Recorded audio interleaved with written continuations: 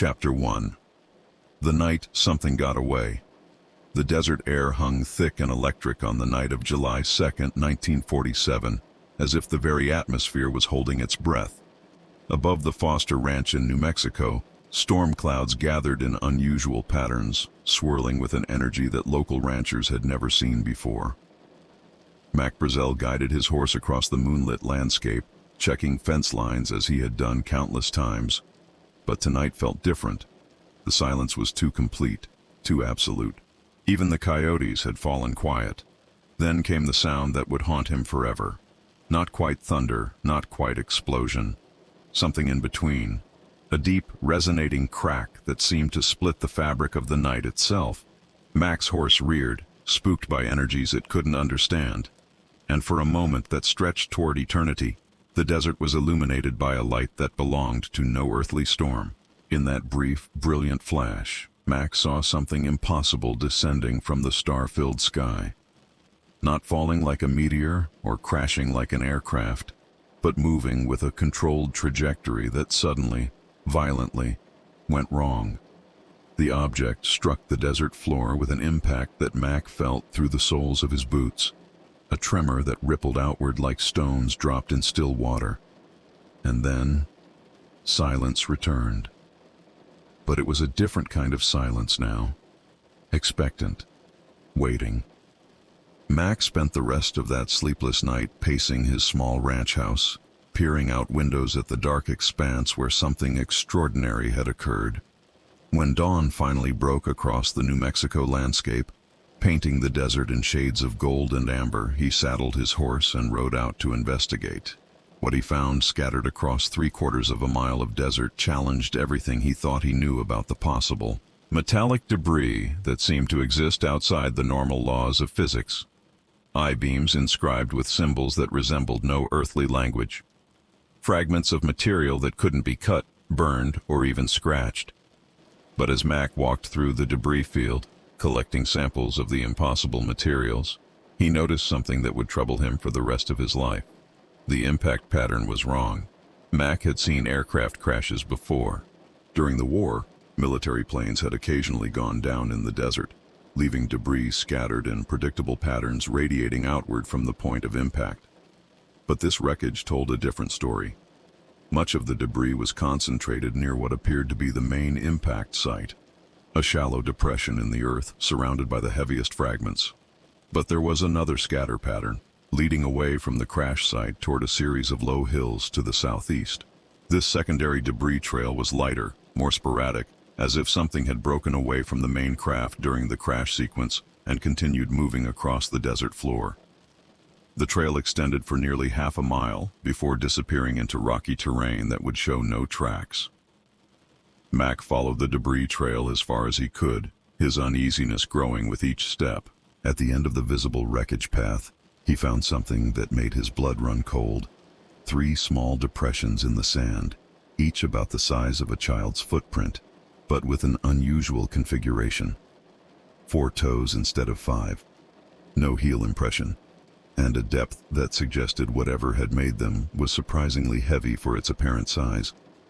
The footprints led toward the hills, but the rocky ground beyond showed no further traces. Whatever had made those marks had simply vanished into the maze of arroyos and stone outcroppings that characterized the high desert landscape. Mac stood at the edge of the rocks, scanning the horizon with eyes that had tracked livestock and wild animals for decades. But this was different. This wasn't a creature he understood, following patterns he could predict. Something from the crashed object had survived the impact, and it had walked away into the vast emptiness of the New Mexico desert. As Mac rode back toward his ranch house to report his discovery, he couldn't shake the feeling that he was being watched. Not by human eyes, but by something else.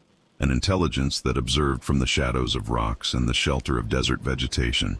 The feeling would stay with him through the phone call to the sheriff, through the arrival of military personnel, through all the interviews and questions and official explanations that followed.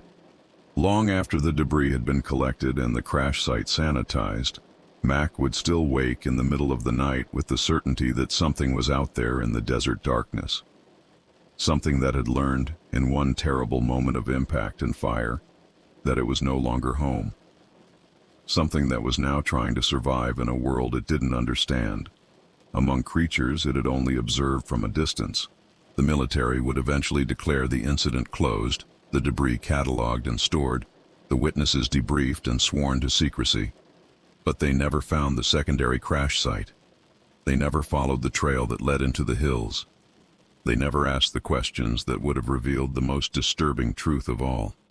On July 2nd, 1947, something from another world didn't just crash in the New Mexico desert, something survived. And in the decades that followed, as the official story hardened into accepted history and the witnesses were scattered to the winds, that something learned to hide, to adapt, to watch humanity from the shadows while slowly, carefully planning its return to the stars. The Roswell incident wasn't just a crash and recovery operation. It was the beginning of the longest game of hide and seek in human history. And somewhere in the vast expanse of the American Southwest, under skies filled with more stars than city dwellers ever see, that game continues to this day. The desert keeps its secrets well. But sometimes, on nights when the wind is still and the silence complete, those secrets whisper back to anyone brave enough to listen. Chapter 2. The Hunter and the Hunted. 3 days after the crash, Staff Sergeant Louis Bill Rickett received orders that would change his understanding of military protocol forever. As a member of the Counterintelligence Corps at Roswell Army Airfield, Rickett was accustomed to unusual assignments. But this one came with security classifications he'd never encountered. "You're to accompany Major Marcel to the crash site," his commanding officer explained. "Full recovery operation. Everything gets cataloged and secured. And, Sergeant..." The pause stretched uncomfortably long. "This operation has presidential oversight. Nothing, and I mean nothing, gets discussed outside proper channels." The drive to the Foster Ranch passed in tense silence. Marcel and Rickett had worked together before, but this felt different. There was an energy in the air, a sense that they were about to encounter something that would test the limits of their professional training. When they arrived at the debris field, Rickett's first reaction was wonder. The scattered materials defied easy classification, possessing properties that seemed to exist outside known physics. But his second reaction was more troubling. The debris pattern told a story that didn't match the initial reports. "Major," Rickett said, kneeling beside the secondary scatter trail that Mac Brazel had discovered, "this doesn't look like a single impact event." Marcel crouched beside him, examining the evidence with the methodical precision of a trained intelligence officer. The primary crash site showed the expected pattern of catastrophic failure. Heavy debris concentrated near the impact point, lighter materials scattered outward by the force of the crash. But the secondary trail suggested something else entirely. "Looks like something broke away during the crash sequence," Marcel observed. "Something that continued moving under its own power." The two men followed the debris trail toward the rocky hills, documenting everything with the thoroughness that would be expected in a formal military investigation. But as they reached the edge of the stone outcroppings where the trail disappeared, both men felt the same uncomfortable sensation. They were being watched. Rickett had experienced this feeling before, during combat operations in the Pacific Theater. It was the primitive awareness that comes when you're in the crosshairs of an enemy observer, the evolutionary alarm system that had kept human beings alive for millennia. But this felt different, more intense, more intelligent. "We should establish a perimeter search," Rickett suggested, his voice unconsciously dropping to a whisper. "Whatever came down here might still be in the area." Marcel nodded, but his expression was troubled. "The question is, are we conducting a rescue operation or a recovery mission?" It was a distinction that would prove crucial in the hours that followed. The search team that arrived later that afternoon included specialists that Rickett had never seen before. Men in civilian clothes who carried equipment that wasn't in any military manual. Scientists, perhaps, or intelligence operatives from agencies that didn't officially exist. The search pattern they established was systematic and thorough, covering every cave, every arroyo, every possible hiding place within a 5-mile radius of the crash site. But it was also strangely cautious, as if the searchers were tracking something that might be dangerous if cornered. "What exactly are we looking for?" Rickett asked one of the civilian specialists. The man's response was cryptic. "We'll know it when we find it." But they didn't find it. Despite 3 days of intensive searching, despite the use of tracking dogs and aerial reconnaissance, despite the systematic examination of every possible hiding place, the search teams found no trace of whatever had walked away from the secondary crash site. It was as if the creature, for that's what Rickett had begun to think of it as, had simply vanished into the landscape like smoke dissipating in desert wind. On the 4th day, the search was officially terminated. The debris field was sanitized, the physical evidence collected and transported to Wright-Patterson Air Force Base. The witnesses were debriefed and sworn to secrecy under the most stringent security protocols. But Rickett couldn't shake the feeling that they were missing something crucial. The breakthrough came from an unexpected source. A Navajo tracker named Joseph Yazzie, who had been hired by the military to assist with the search operation. Yazzie had grown up on the reservation, learning traditional tracking skills that had been passed down through generations of desert dwellers. On the final day of the official search, Yazzie approached Rickett with information that the military specialists had overlooked. "Your creature," Yazzie said quietly. "It didn't disappear. It learned." According to Yazzie's reading of the sign, whatever had walked away from the crash site had initially moved in an erratic pattern, suggesting confusion or injury. But as the tracks progressed toward the hills, the movement pattern changed. It started avoiding places where it would leave tracks, Yazzie explained. Staying to the rocks, following water courses, moving like something that understood it was being hunted. But more disturbing was what Yazzie had found in the final location where tracks were visible. Evidence of tool use. "It was digging," the tracker said, "using rocks to excavate something, maybe building a shelter, maybe burying something, but definitely using tools." The implication was staggering. Whatever had survived the crash wasn't just a biological entity. It was intelligent, adaptive, capable of learning human tracking methods and developing countermeasures. Rickett reported Yazzie's findings up the chain of command, but the response was swift and definitive. The search was over, the investigation closed, the matter classified at the highest levels. But that night, lying in his bunk at Roswell Army Airfield, Rickett found sleep elusive. Outside his window, the desert stretched toward infinity under a canopy of stars that seemed closer and more numerous than anywhere else on Earth. Somewhere out there, in that vast expanse of rock and sand and silence, something from another world was learning to survive, learning to hide, learning to understand the creatures that had inadvertently become its captors, and perhaps most disturbing of all, learning to plan. Years later, when Rickett was finally able to speak about his experiences at Roswell, he would tell researchers that the crash itself was just the beginning of the story. The real mystery wasn't what had fallen from the sky, but what had walked away from the wreckage. "We recovered debris," he would say. "We cataloged materials. We filed reports. But we never found the survivor. And something tells me that was by design." The creature had turned the tables on its pursuers, becoming the hunter instead of the hunted. And in the 7 decades that followed, as UFO sightings proliferated across the American Southwest and cattle mutilations puzzled ranchers throughout the region, some researchers began to wonder if they were seeing evidence of a long-term survival strategy. The Roswell survivor, if it truly existed, had learned patience. It had learned caution. It had learned to observe humanity from the shadows while slowly, carefully working toward some larger purpose. The question that haunted investigators wasn't whether something had escaped from the crash site in 1947.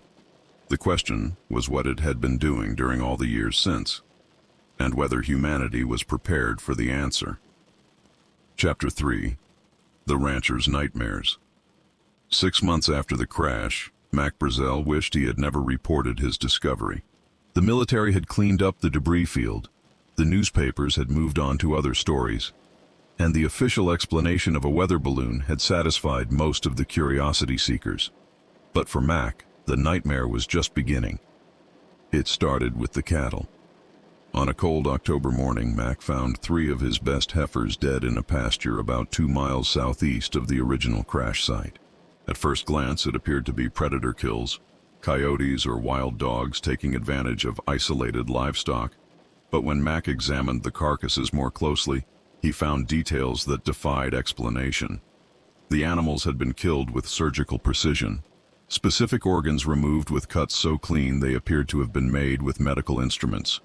There were no signs of struggle, no defensive wounds, no indication that the cattle had been aware of their danger until it was too late. But most disturbing were the tracks around the kill sites. Mixed in with the expected paw prints of scavengers were the same unusual impressions Mac had found near the secondary crash site months earlier. 4-toed footprints with no heel mark, suggesting a bipedal creature that moved with purpose and intelligence. Mac reported the cattle deaths to the county sheriff, but the investigation was perfunctory. Predator kills were common in ranching country, and the official report attributed the deaths to wild animals despite the unusual circumstances. But Mac knew better. Something was living in the desert near his ranch, something that had survived the crash and learned to hunt. The pattern repeated throughout the winter and into the following spring. Every few weeks, Mac would find more dead cattle, each killed with the same mysterious precision, each surrounded by the same impossible tracks. But it wasn't just the livestock deaths that troubled Mac. It was the sense of being watched, observed, studied by an intelligence that remained hidden but constantly present. The feeling was strongest at night, when Mac would step outside his ranch house and scan the dark horizon. There was never anything visible, no movement that couldn't be explained by wind-blown vegetation or the natural sounds of desert wildlife. But the sensation of hidden eyes remained constant. Sometimes, Mac would wake in the middle of the night with the absolute certainty that something was standing just outside his bedroom window. He would lie still in the darkness, heart pounding, listening for sounds that never came. When he finally worked up the courage to check, there was never anything there. But the ground beneath the window would often show signs of disturbance, not quite footprints, but impressions in the sand that suggested something had been standing there for an extended period. Mac's wife, Martha, began to notice changes in her husband's behavior. He became increasingly paranoid, constantly checking locks and windows, installing floodlights around the ranch buildings. He acquired a rifle that he kept loaded beside his bed, though he could never explain exactly what he was preparing to defend against. "It's watching us," he would tell Martha during those long, sleepless nights, learning our routines, figuring out our weaknesses. Martha attributed her husband's fears to the stress of the military investigation and the unwanted attention from UFO researchers who continued to visit the ranch. But she couldn't entirely dismiss the evidence of her own senses. There were sounds in the night that didn't belong to any creature she recognized. Soft scraping noises near the house, as if something was examining the building's structure. Occasional tapping sounds that seemed too rhythmic to be random, too purposeful to be natural. And there were the dreams. Both Mac and Martha began experiencing unusually vivid nightmares involving tall, thin figures that moved through the darkness around their home. In these dreams, the figures would approach the house with deliberate caution, observing from a distance before retreating into the desert. But the most disturbing dreams involved communication, not words, but direct transfer of thoughts and emotions that left the dreamers with the uncomfortable certainty that something was trying to understand human consciousness from the inside out. The breakthrough came in late spring of 1948, nearly a year after the original crash. Mac had set up a night watch routine, taking shifts with his 2 hired hands to monitor the ranch after dark. On the night of May 15th, Mac was manning the observation post he'd constructed on the roof of his barn when he saw something that confirmed his worst fears. A figure emerged from the rocks about half a mile from the ranch house, moving with a fluid gait that was almost human, but not quite. In the moonlight, Mac could see that it was bipedal, but smaller than a human adult, perhaps 4 feet tall, with proportionally longer limbs and a larger head. The creature moved with obvious intelligence, staying in shadows and using natural cover to remain as inconspicuous as possible. It approached to within 100 yards of the ranch buildings before settling into a position that offered a clear view of the house, while remaining hidden from casual observation. Mac watched through binoculars as the creature maintained its surveillance post for over 2 hours, occasionally moving to different vantage points, but always keeping the ranch buildings under observation. When it finally departed, moving back toward the rocky hills with the same careful attention to concealment, Mac was left with the inescapable conclusion that his family was living under constant surveillance by something that was studying human behavior with scientific precision. The next morning, Mac made a decision that would haunt him for the rest of his life. He contacted the military authorities who had handled the original crash investigation, hoping to report the survivor and get protection for his family. The response was swift and uncompromising. Within hours, Mac found himself in a military jeep being driven to Roswell Army Airfield for what was described as a security debriefing. The interrogation lasted for 3 days, conducted by officers whose names were never provided, and whose questions focused not just on what Mac had seen, but on who else he might have told. The message was clear. Mac's survival, and that of his family, depended on his absolute silence about the creature living in the desert. When Mac was finally allowed to return to his ranch, he found that the military had conducted a security sweep of his property. The observation post on the barn roof had been dismantled. The floodlights had been removed. Even his rifle had been confiscated as part of what officials termed safety protocols. But most ominously, Mac was informed that his ranch was now part of an extended observation area that would be monitored by military personnel on an ongoing basis. For his family's protection, of course. Mac understood the real message. He and his family were now prisoners on their own land, watched by both the creature in the desert and the military authorities who had decided that their silence was more important than their safety. The cattle deaths continued sporadically for several more years before finally tapering off in the early 1950s. Mac never again saw the creature that had emerged from the rocks that night, but the sense of being watched never entirely disappeared. When Mac Brazel died in 1963, he took with him the knowledge that something from another world had not only survived the Roswell crash but had learned to coexist with humanity through careful observation and strategic hiding. The official story spoke of debris recovery and weather balloons. But Mac knew the truth was far more complex and far more disturbing. Something had escaped into the desert on July 2, 1947. Something that had spent the following years learning everything it could about the creatures who had inadvertently become its captors. And somewhere in the vast expanse of the American Southwest, that learning process continues to this day. Chapter 4. The Military Man Who Saw Too Much. Captain Oliver "Pappy" Henderson had flown bombing missions over Japan, transported atomic weapons across the Pacific, and piloted aircraft that officially didn't exist. But nothing in his distinguished military career had prepared him for the cargo he was ordered to transport from Roswell to Wright-Patterson Air Force Base in July 1947. Henderson was one of the most trusted pilots in the 509th Composite Group, with security clearances that granted him access to the most sensitive military operations. When he received orders to fly a special cargo mission with no manifest and no questions asked, he knew he was dealing with something beyond the normal scope of military logistics. The loading operation took place at night, under heavy security that included armed guards and personnel whose faces Henderson didn't recognize.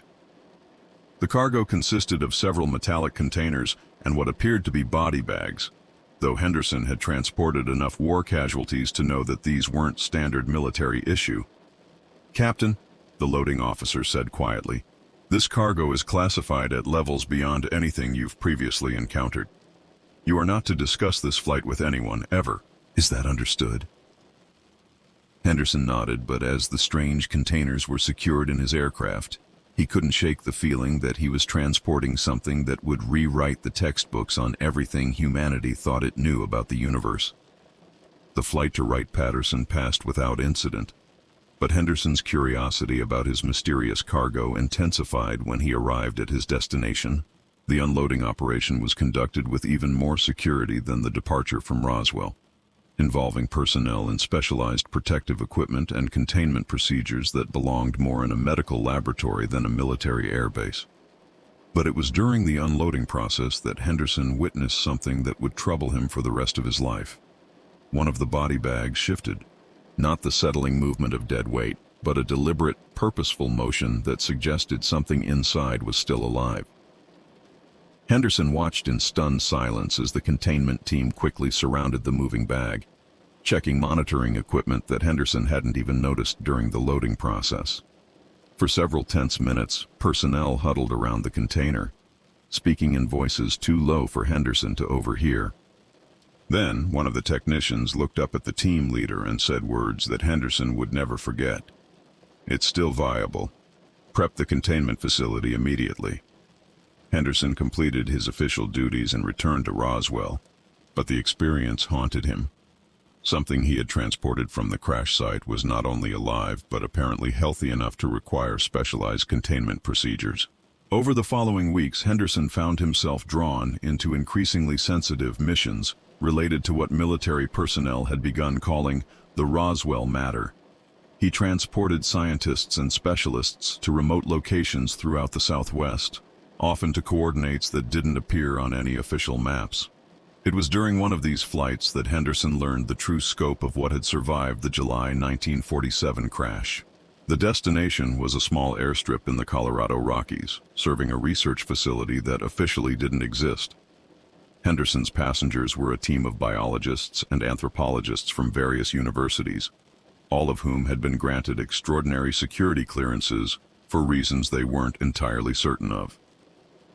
During the flight, one of the scientists, a linguistics professor from UCLA, began discussing the project they were being brought in to assist with. "We're dealing with communication attempts," the professor explained to his colleagues. "The subject has been making vocalizations that suggest structured language patterns. The military wants us to determine if meaningful dialogue is possible." Henderson felt his blood run cold.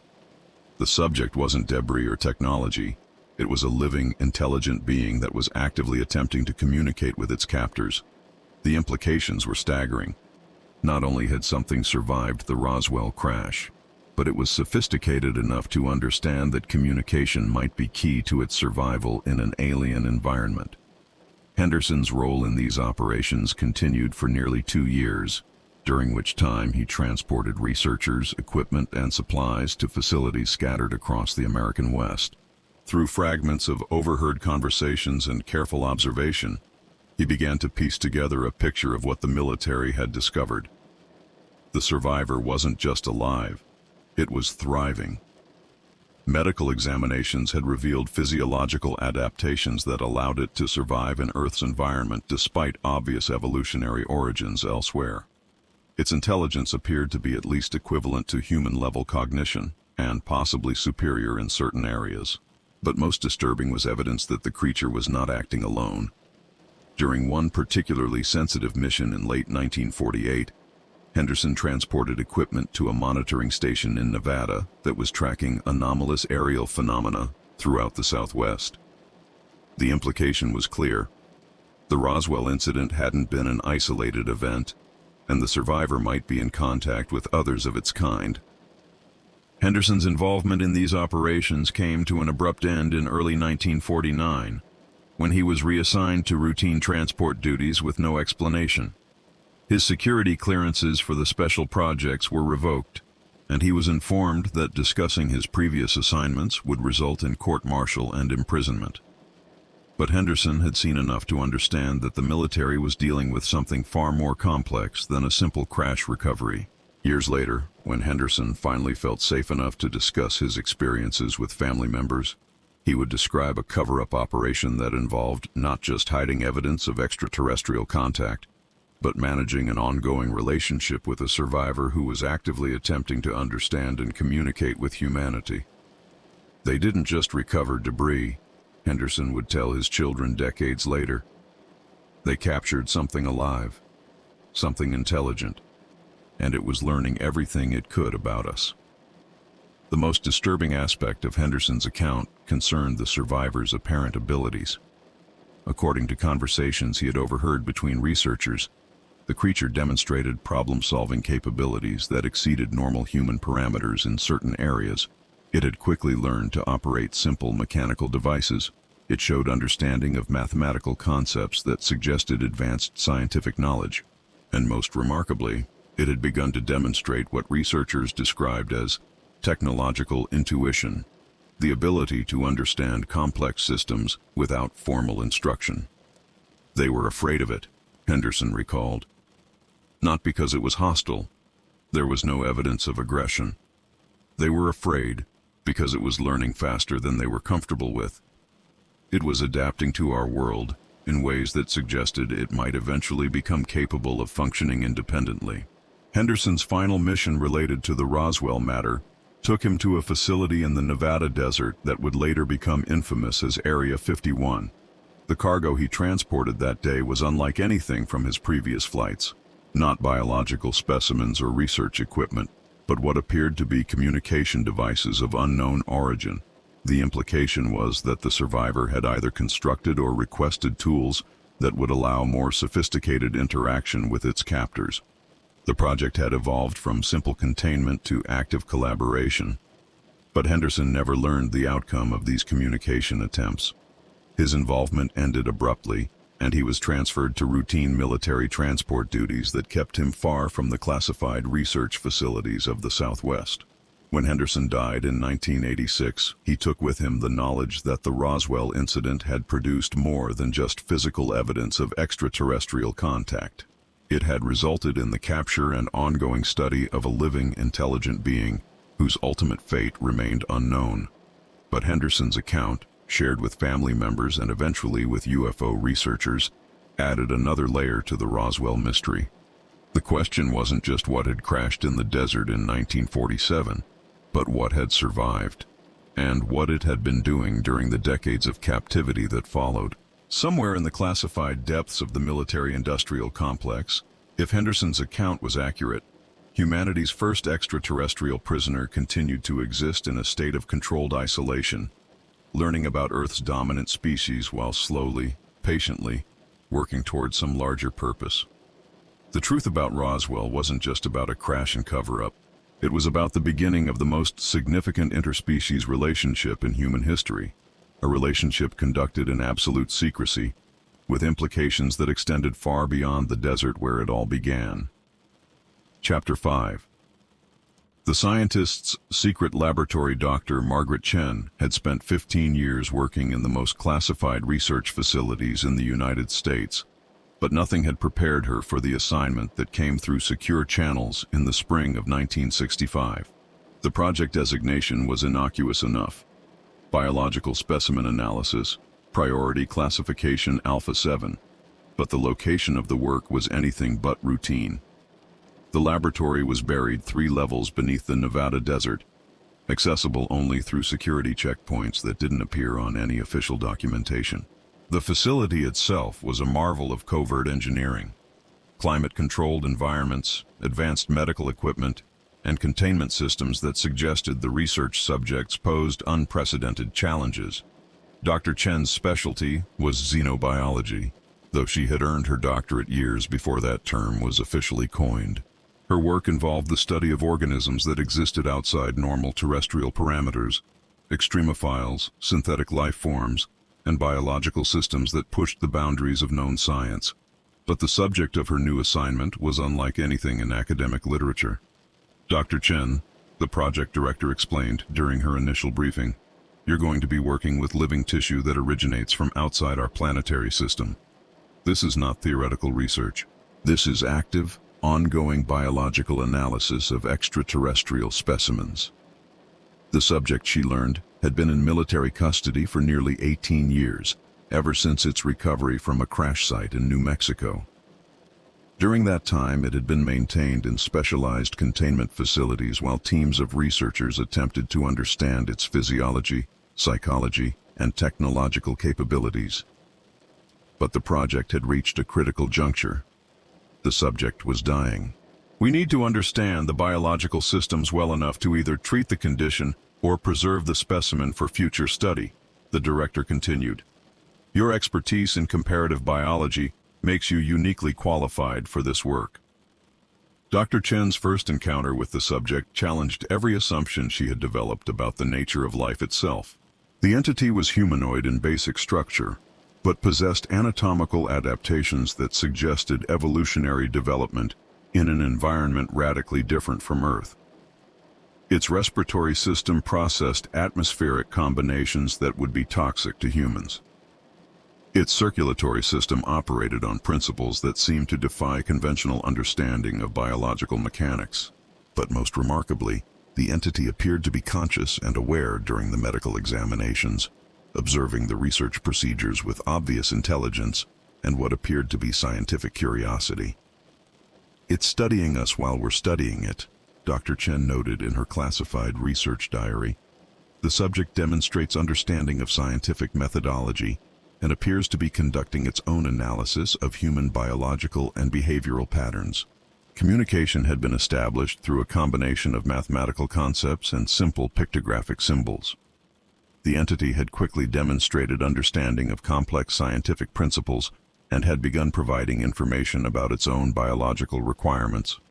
But it was also asking questions.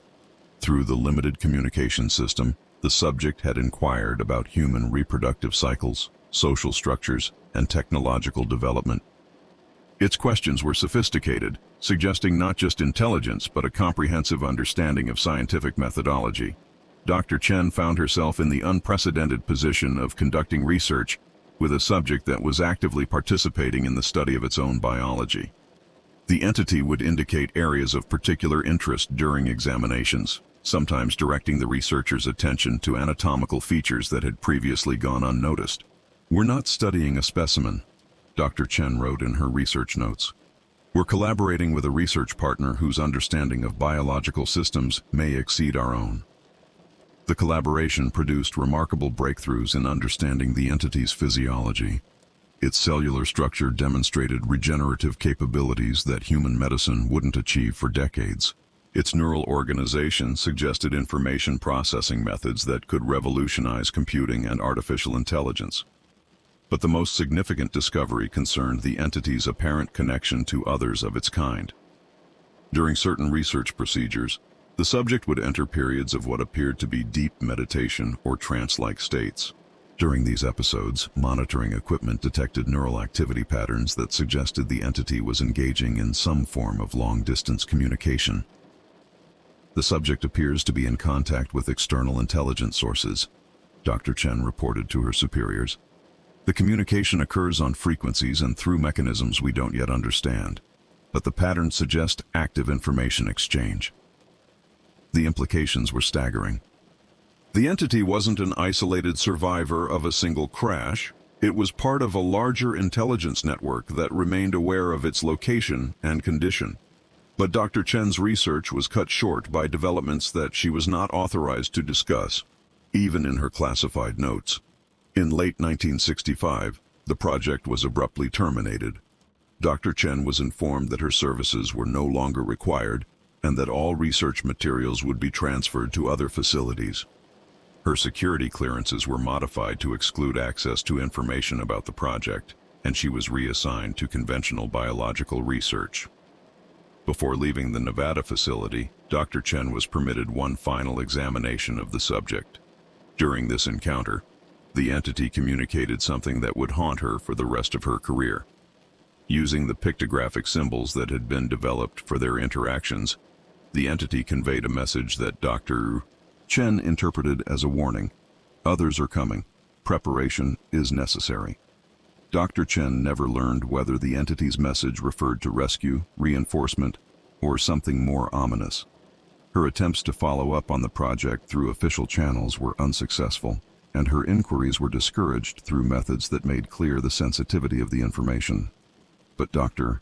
Chen retained detailed memories of her work with the subject, and over the years she began to notice patterns in scientific developments that suggested her research had continued in other facilities under different project designations.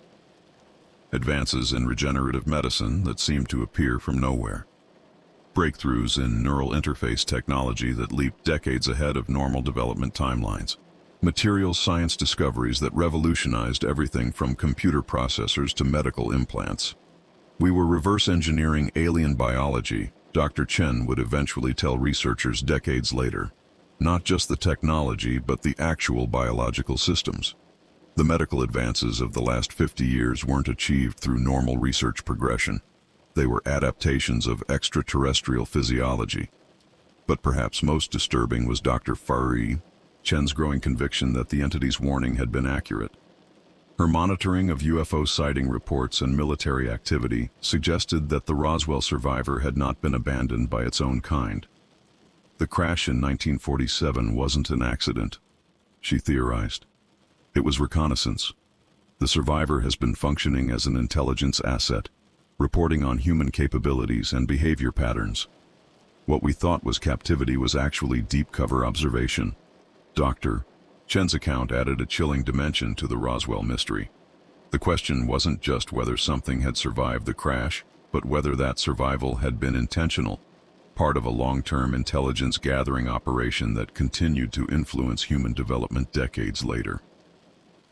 Somewhere in the classified depths of military research facilities, if Dr. Chen's experience was representative, humanity's captured extraterrestrial wasn't a prisoner at all. It was a spy working patiently to prepare for whatever was coming next.